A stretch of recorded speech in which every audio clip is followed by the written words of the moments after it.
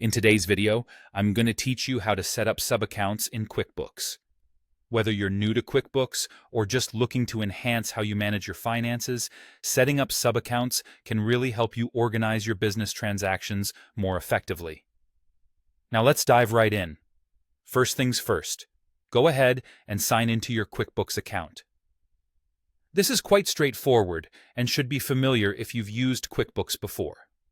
Once you're logged in, it's time to navigate over to the settings. This part is easy.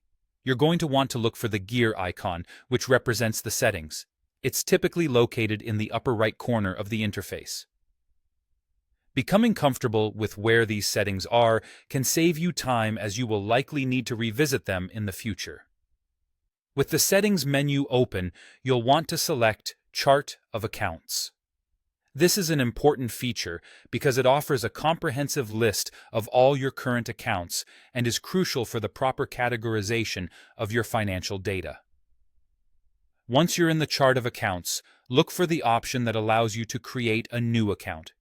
Usually, this is indicated by a New button, so go ahead and click on that. Now we're going to create a sub-account. Begin by entering a name for your account.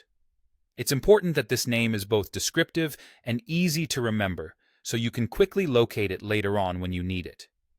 After naming your account, the next thing you'll do is select an account type. This is a key decision, as it defines the nature of the account you're creating, whether it's for income, expenses, assets, or another category. Take your time on this step, because choosing the right account type is crucial for accurate financial reporting. Following this, you'll want to select the detail type. This provides a more specific classification under the broader account type, offering additional context for your account entries. Now, here's the crucial step for making it a sub-account. Look for an option that says, "Make this a sub-account," and make sure to check it. This action allows you to link your new account to a parent account, which offers a more organized and layered view of your finances.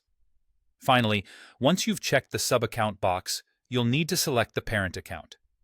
The parent account is essentially the main account under which your new sub-account will reside.